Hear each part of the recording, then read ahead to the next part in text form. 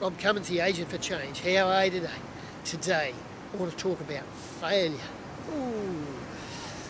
The greatest enemy of creative success is the attempt to fortify against failure.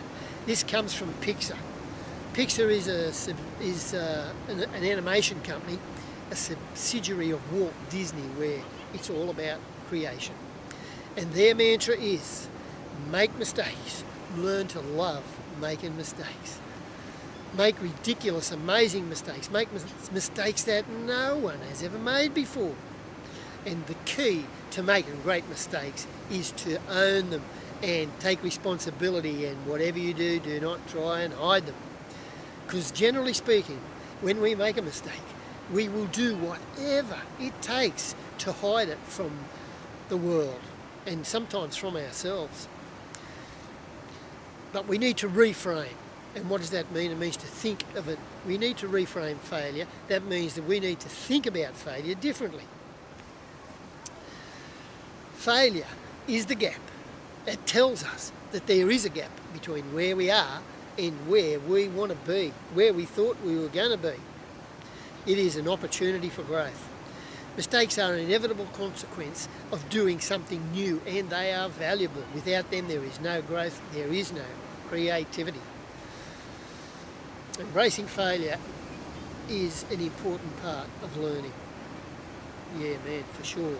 Failure equals pain, and we have to recognise both the reality of the pain and the benefit of the impending growth. In a fear-based, failure-averse culture, people will consciously or unconsciously do anything to avoid risk. We'll do something safe, something that we know how to do, something that we've done before and it's just easy. But the thing about it is, what we have to do is think about failure as an investment in the future. Perfection is a dirty word. We waste our time hoping it will spare us failure. That is total delusion. What we need to do is to model someone who has the results that we are looking for in the area that we want, and to just do it. Just do it, like Nike. If you want to have it all worked out before you move, you waste your time. There is no creativity, there is no originality. Planning's important, but there is only so much control we only have so much control in a creative environment, because we're doing something new. In general, Pixar have found that people who pour their energy into thinking, overanalyzing, they're thinking about the approach, thinking about it, they're going to do it, and they're insisting that it's too early to act, are wrong just as often as the people who check out all the facts, bam, and just go in. So over-planners, the thing about over-planning is, and I've done heaps, yes, I'll put my hand up for that, over-planners just take longer to be wrong, and all that time they waste in the length of time it takes, they're just missing opportunity after opportunity, and when things inevitably do go awry, they are more crushed by the feeling that they have failed.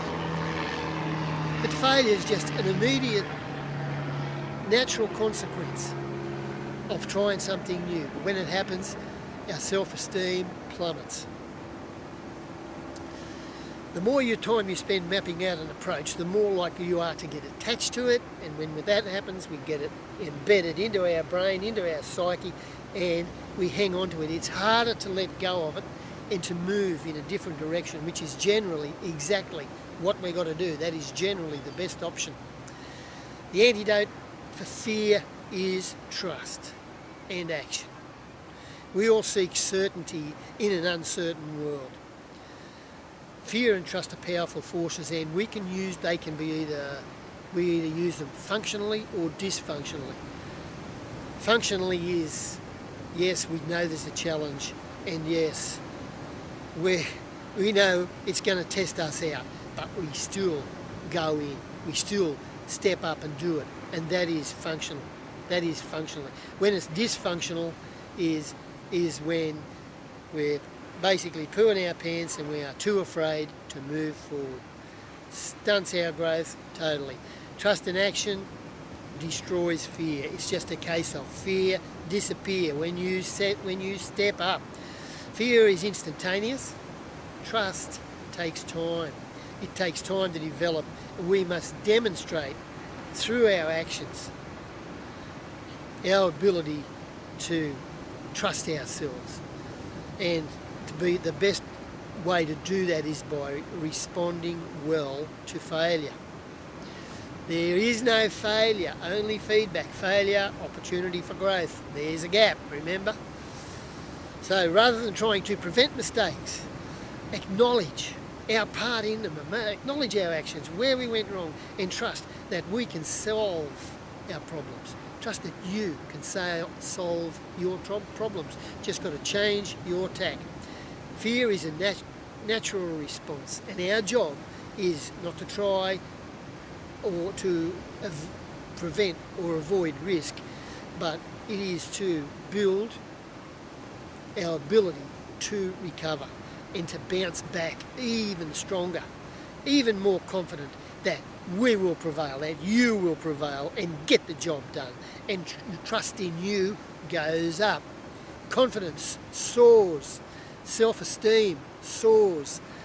And you've got reference points of success. And fear is gone. Then you step up to another level, it all starts again.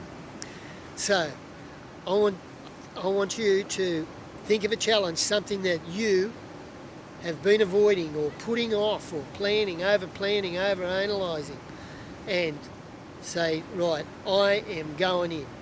I've messed around for long enough.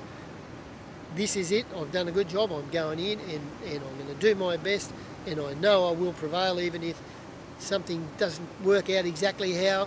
I will get a new approach and I will go again. Fear is a natural response, so that's it. Our job is we build the ability to recover, bounce back even stronger, even more confident in our ability to prevail. Trust up, confidence up, self-esteem up.